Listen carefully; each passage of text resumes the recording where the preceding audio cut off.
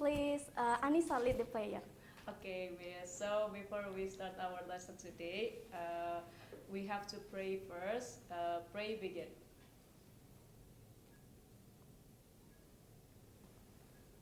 Okay, pray finish.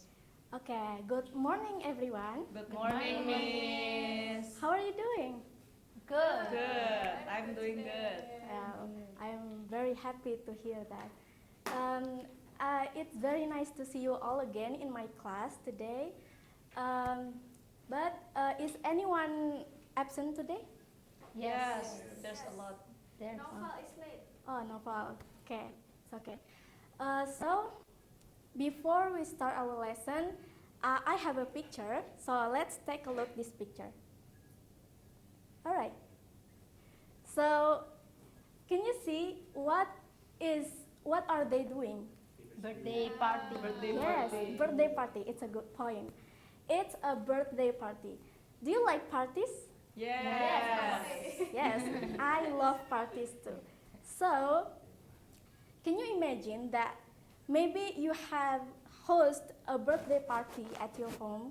Mungkin anak-anak pernah mengadakan pesta ulang tahun di rumahnya, and at your home is filled a lot of drinks, snacks, or maybe presents, or each many others at your home, and everyone had a great time, right? Yes. Yes. And then, but can you imagine that when the party is over, what would you see around you? There's a lot of stress. Yes, that's a good point, Anissa. So you will see a lot of trash at your home. All right. Maybe like this after Wow. party, Yeah. right? So messy. So messy. It's a big mess. So a lot of maybe plastic bottles, or maybe snacks and wrappers. So it's a big mess. And then when you see a big mess or trash around you, what will you do? We clean up. Yes. Thank you, Sabrina. Thank you, Anissa. So you will clean up, right? Yes. So I want to ask you, why would you do that? So what is the reason you have to clean up your room? Because it's still uncomfortable. Yes, thank you, Nurul. It's not comfortable. So, and anything else? Because we have to throw away something that we don't need again. Yes, that's a good point. So thank you, Nurul and Anissa.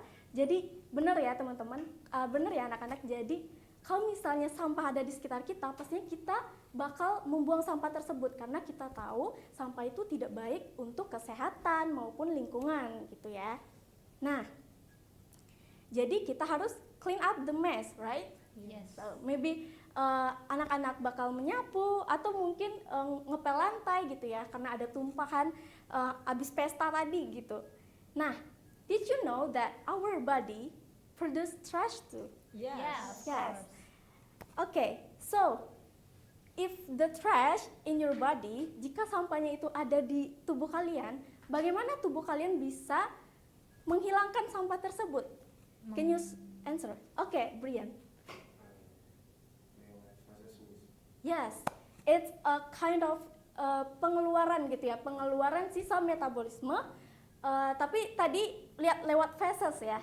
It's a good point. So anything else? Secret. Yes, secret gitu ya. Nah, jadi sebenarnya limbah itu ada dua jenis. Ada limbah padat dan ada limbah cair gitu ya.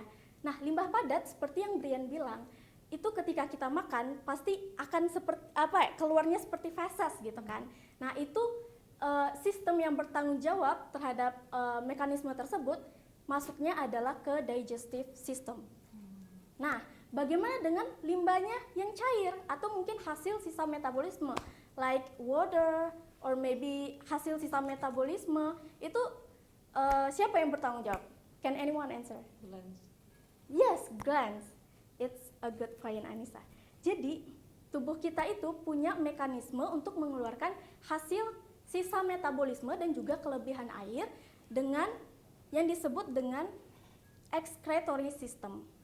Nah, jadi apa itu sistem ekskresi atau excretory system?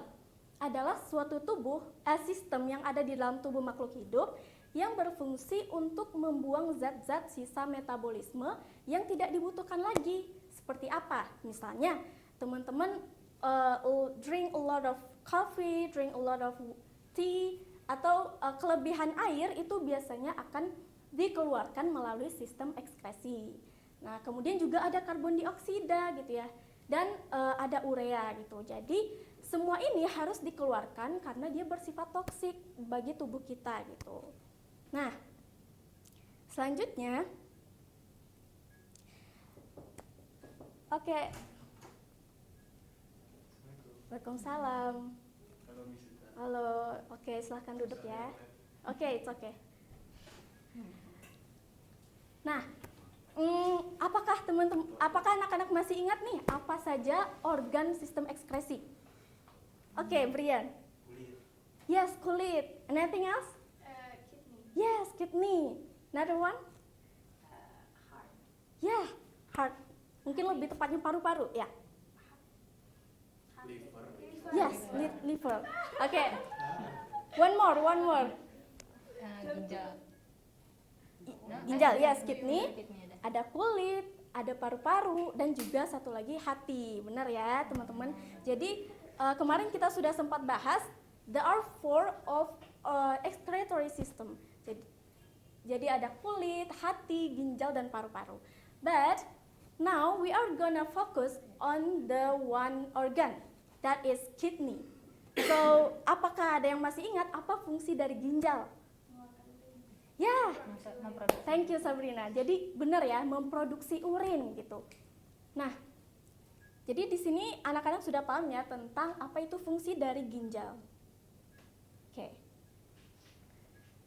So, tadi kan ginjal fungsinya adalah untuk mengeluarkan sisa metabolisme dalam bentuk urin. Makanya kita sebut dengan sistem urinaria atau pembentukan urin gitu ya. Nah, boleh di next. Nah, sekarang ini adalah tujuan pembelajaran kita hari ini. Ibu harap teman anak-anak itu bisa aktif ya di pembelajaran hari ini. Nah, di tujuan pembelajaran hari ini kita akan mengenal apa itu nefron, kemudian proses pembentukan urin di nefron, dan juga gangguan yang ada di sistem urinaria. Nah, ini ya tadi sistem urinaria, jadi yang berfungsi untuk menyaring darah, membuang limbah metabolik dalam bentuk urin. Nah, ini adalah gambar dari, ini adalah gambar dari urin, sistem urin. Ada yang bisa, mungkin udah ada jawabannya ya. Jadi ada ginjal, ada ureter, dan ada bladder gitu ya. Nah, jadi ini adalah sistem urin. Kita akan lanjut dulu. Nah, jadi berbicara tentang ginjal gitu ya. Jadi ada unit fungsional yang ada di dalam ginjal. We called it nefron. Jadi kita sebut dengan nefron. Nefron itu nanti akan kita bahas ya, apa sih fungsi dari nefron. Nah, so I wanted to show you.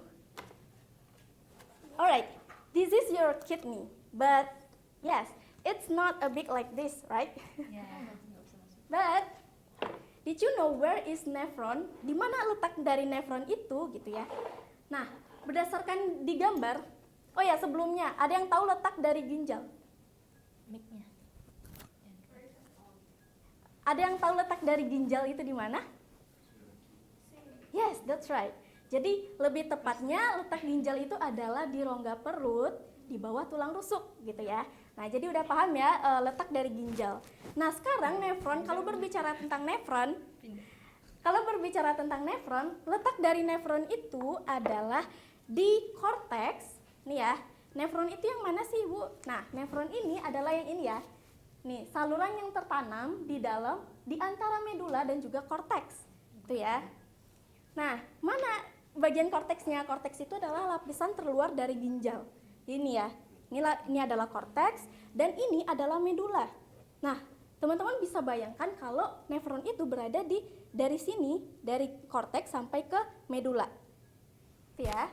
Oke, Ibu harap udah paham ya. Jadi, oh ya, ini ada bagian yang penting. Kalau di nefron itu, kalau di antara korteks dan medula, ada kapiler atau ada percabangan dari pembuluh utama arteriola gitu ya, yang juga melingkari atau berada di antara nefron ini.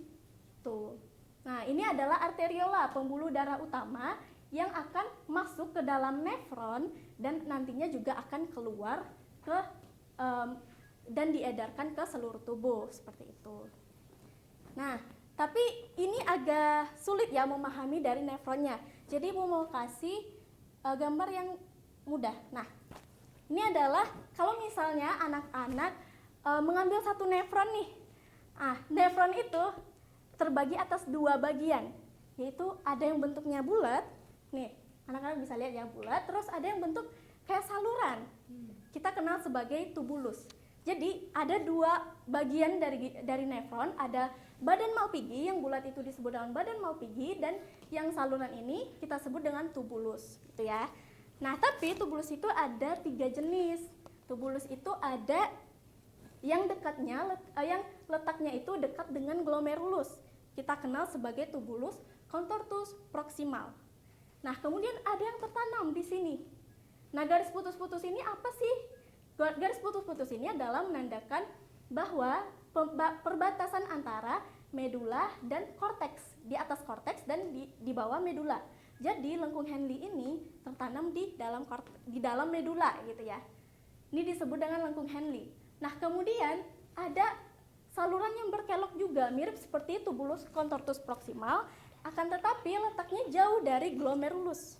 Nah, kita kenal dengan tubulus contortus distal atau distans, atau letaknya itu jauh dari glomerulus. Dan saluran yang ketiga adalah tubulus collectivus. Jadi tubulus yang berfungsi untuk mengumpulkan urin yang sesungguhnya. Nah, udah paham ya tentang nefron, oke? Di sini Ibu mau buat dulu nefron. Kita akan bahas tentang proses pembentukan urin.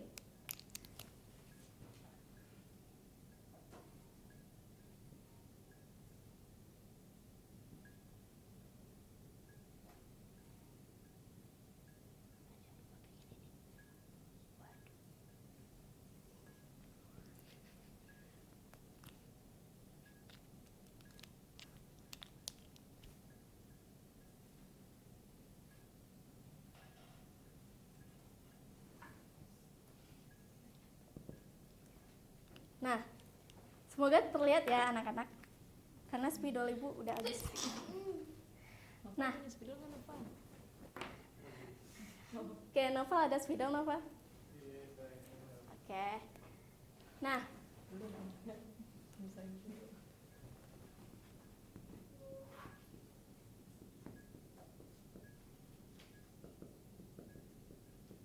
Ibu akan bahas nih bagaimana proses pembentukan urin tersebut.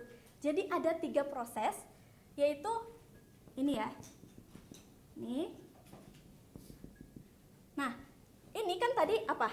Masih ingat ini badan Malpighi gitu kan? Yes, badan Malpighi. Jadi gabungan antara glomerulus dan ini glomerulus ya, Ibu buat ya. Glomerulus dan ini adalah badan Malpighi atau BM ya, Ibu singkat ya, badan Malpighi. Nah, keseluruhan badan Malpighi dan glomerulus, yes, thank you. Nah, keseluruhan badan Malpighi dan glomerulus kita kenal dengan maaf. Jadi ada yang salah ya. Jadi ini bukan badan Malpighi tapi kapsula Bowman ya. Ini adalah kapsula Bowman. KB ya, kapsula Bowman. Nah, keseluruhan kapsula Bowman dan glomerulus kita kenal sebagai badan Malpighi. Oke. Nah, kemudian bagaimana sih prosesnya? Jadi pertama, darah itu akan masuk melalui pembuluh arteriola. Arteriola afferent. Darah ini akan masuk ke dalam glomerulus. Nah, ini glomerulus ya. Kemudian karena saking kuatnya tekanan darahnya, maka di glomerulus itu ada yang namanya pori-pori. Dan nantinya darah ini akan disaring. Yang kita kenal prosesnya, di sini prosesnya kita kenal dengan filtrasi. Oke. Nah, filtrasi ya. Jadi darahnya akan disaring, tetapi tidak semua ya lolos gitu ya. Apa aja sih yang lolos gitu? Nah, yang lolos itu adalah partikel yang bermuatan kecil gitu ya. Nah, seperti apa? Contohnya adalah air, kemudian ada asam amino, dan yang utama adalah glukosa. Nah, ini partikelnya itu molekul-molekul kecil yang bisa menembus saringan dari glomerulus dan nanti akan ditampung oleh kapsula Bowman. Oke. Nah, kemudian yang tidak tersaring apa gitu ya? Yang tidak tersaring itu adalah darah. Darah itu darah dan protein itu punya molekul yang besar gitu. Jadi dia akan kembali nanti menuju ke pembuluh arteriola efferent dan nanti akan disalurkan ke tubuh lagi gitu ya. Nah, jadi ini ya disebut prosesnya filtrasi. Hasilnya berupa apa? Hasilnya ini ya. Hasilnya berupa urin primer. Kita kenal sebagai urin primer. Nah, kenapa dikatakan urin primer? Karena urinnya itu masih mengandung nutrisi yang diperlukan oleh tubuh. Nah, karena mengandung nutrisi yang masih diperlukan tubuh, jadi perlu adanya penyerapan kembali nih dari hasil urin primer ini. Nah, kemana urin primer ini akan pergi? Nah, urin primer nanti akan diteruskan menuju ke tubulus contortus proximal, itu ya. Nah, tubulus contortus proximal itu akan terjadi yang namanya reabsorpsi. Kayak penyerapan kembali gitu ya. Nah, hasilnya apa? Apa yang diserap? Yang diserap itu adalah air gitu ya. Kemudian ada NaCl yang diserap. Dan kemudian ada glukosa. Karena glukosa itu penting sekali untuk tubuh. Jadi jangan sampai glukosa ini terbuang gitu aja gitu ya. Jadi harus dikembalikan, diserap oleh sel-sel tubuh gitu. Jadi nanti akan terjadi penyerapan glukosa. Itu ya. Udah paham ya? Nanti di lengkung Henle ini ya. Ini akan lanjut ke lengkung Henle, nanti juga masih melakukan proses reabsorpsi atau penyerapan kembali, kemudian sampailah ke tubulus contortus distal. Nah, di tubulus contortus distal ini terjadi yang namanya proses yang ketiga, yang kita kenal sebagai augmentasi. Nah, apa sih augmentasi itu? Augmentasi itu adalah penambahan sisa metabolisme. Jadi, maksudnya adalah, tadi kan Ibu sudah bilang bahwa di sini banyak kapiler darah gitu kan. Nah, ternyata darah itu tidak hanya masuk di sini, melainkan di tubulus contortus distal nanti akan masuk juga gitu ya. Masuk berupa apa? Bisa zat-zat sisa metabolisme seperti amonia gitu ya, zat-zat yang berbahaya. Kemudian ada urea gitu. Nah, nanti akan ditambahkan dari pembuluh darah gitu ya. Pembuluh darah yang masuk ke dalam tubulus contortus distal. Tuh. Nah, hasil dari augmentasi ini kita kenal sebagai hasilnya adalah urin sesungguhnya gitu ya, urin sesungguhnya. Nah, kalau reabsorpsi tadi ini masih urin sekunder gitu ya. Kalau ini urin primer. Nah, lalu karena dia urin sesungguhnya, artinya urinnya ini sudah benar-benar minim akan nutrisi, jadi harus dibuang. Dibuangnya baru melewati tubulus collectivus gitu ya. Ini tubulus yang nanti bermuara sampai ke pelvis. Anak-anak masih ingat kalau pelvis itu di bagian sini. Nih nanti bermuara ya. Ini kan nefronnya nih di sini. Kemudian nanti akan bermuara sampai ke nih ke bawah ya. Ke bawah nanti sampai ke ureter. Ya, ureter, kemudian di ureter nanti akan ditampung di mana? Ada yang masih ingat? Namanya. Ya, kandung kemih, benar Sabrina. Jadi nanti ketika kandung kemih itu udah penuh, nanti akan memberikan sinyal ke otak dan ya, benar sekali. Jadi mengirimkan sinyal ke otak, kandung kemihnya udah penuh, harus dikeluarkan urinnya dulu gitu kan. Nah, nanti otak kita akan merespons seperti ingin buang air kecil gitu ya. Nah, di sini ada yang ingin ditanyakan. Jadi mengenai proses pembentukan urin. Mungkin anak-anak masih bingung. Cukup paham. Oke, karena sudah cukup paham ya, kita udah selesai mengenai proses pembentukan urin. Sekarang Ibu mau anak-anak melakukan diskusi, ya. Nah, Ibu sudah ada lembar kerjanya.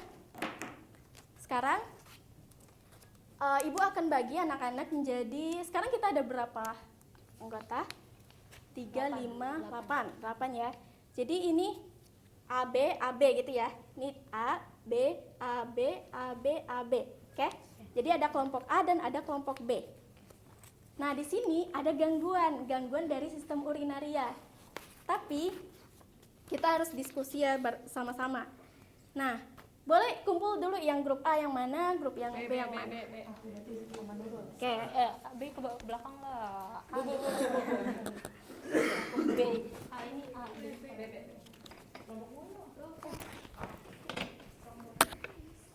A. Oke. Gak apa-apa, jangan gitu ya. Jadi. Oke, ayo. Waktunya terbatas. B ya. B. Harus tertib ya anak-anak. Oke, Ibu mau jelasin dulu, mohon perhatiannya ya untuk grup A dan grup B. Jadi ini ada 2 kasus yang Ibu ambil, yaitu kasus diabetes mellitus dan albuminuria. Nah, nanti anak-anak akan mengisi LKPD ini. Nanti ada kasus nih, anak-anak akan dibaca dulu ya. Jadi ada kasus. Nah, nanti anak-anak tinggal jawab aja diskusinya. Mungkin singkat aja nggak apa-apa, tapi yang penting anak-anak bisa menjelaskan. Ya, menjelaskan berdasarkan gambar tadi. Tuh, Ibu harapnya seperti itu ya. Tapi kalau misalnya, Bu saya kurang paham, nggak apa-apa, nanti kita belajar bersama. Oke? Nah, oke Ibu. Ini grup apa tadi? B. Oke, grup B.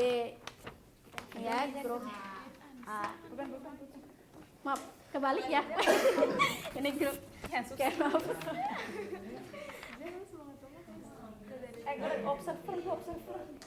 Dan satu lagi jangan lupa, Ibu mau lihat keaktifan anak-anak ya. Jadi bisa jadi nilai tambah buat anak-anak.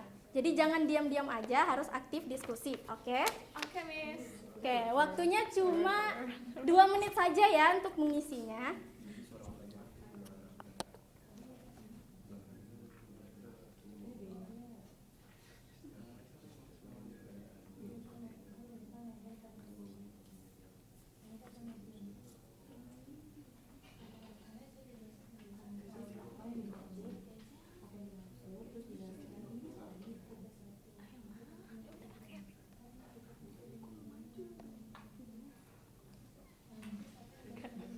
Mungkin kalau yang nggak paham boleh ditanya ya langsung sama Ibu.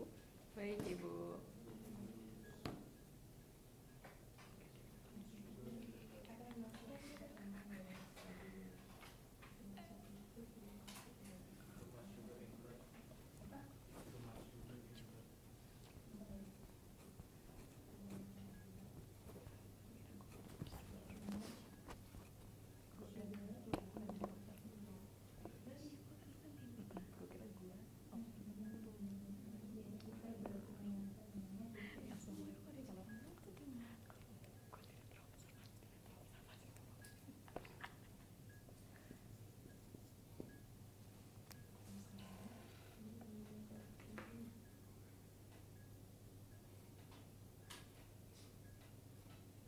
Oke, waktunya 1 menit ya. 1 menit lagi. Gak apa-apa, singkat aja gak apa-apa. Yang penting paham mekanismenya kayak gimana.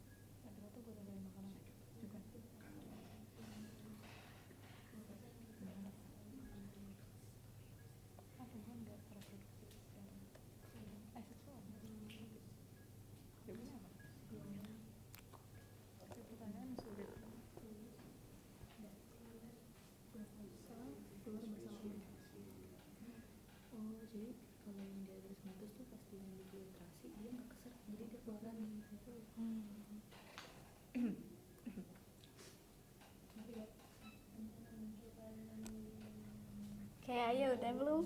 Sedang dikerjakan, Ibu. Oke. Kenapa Brian sendiri yang mengerjakan? Kita bersama. Oke. Oke. Keciduk.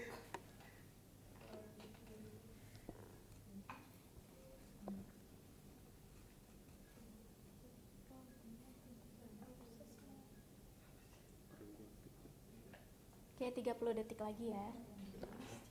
Itu dia udah berapa menit? Gak apa-apa, selesain aja ntar. Jadi Iya. Oke, waktunya udah habis nih anak-anak. Nggak apa-apa, kita akan belajar sama-sama ya. Jadi nggak apa-apa kok, nggak apa-apa, Pak.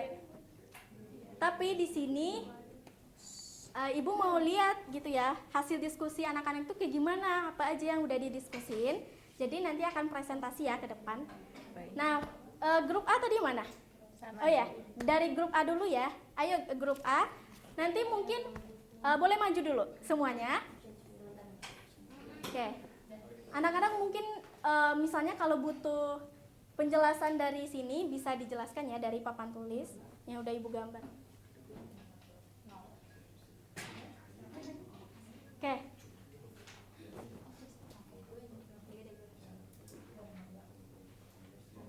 Tunggu, waktunya cuma 1 menit ya. Jadi, oke.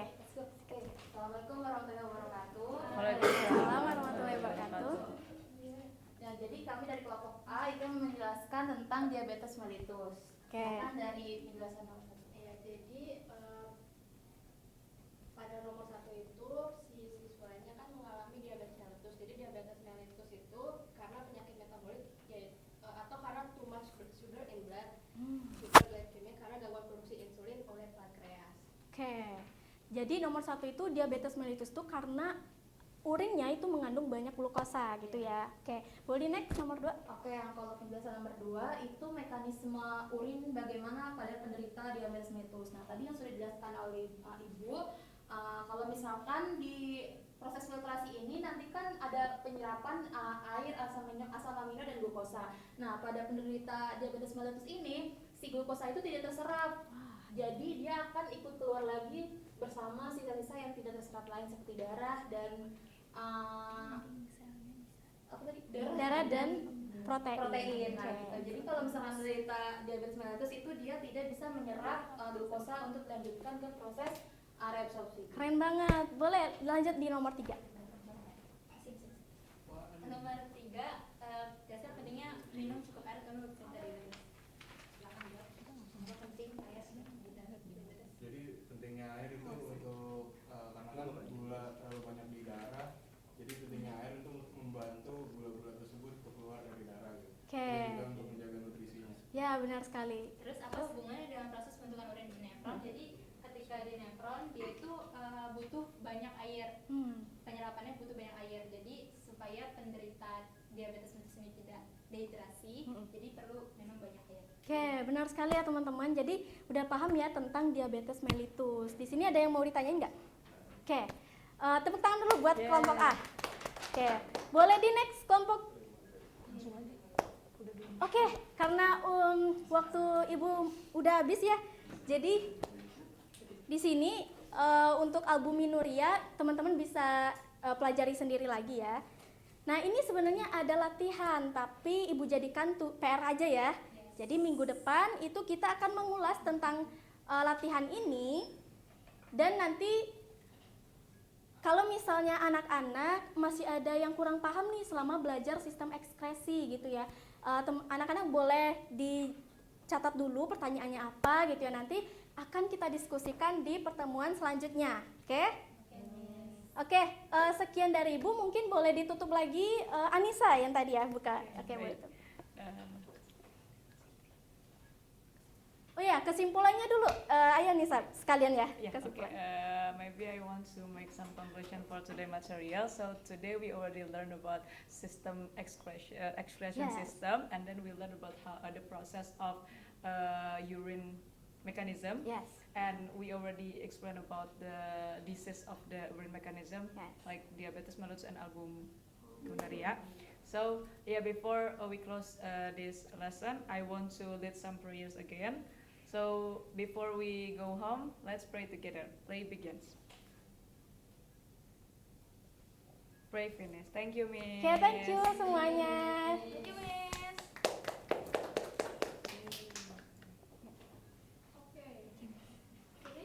Finish, Miss.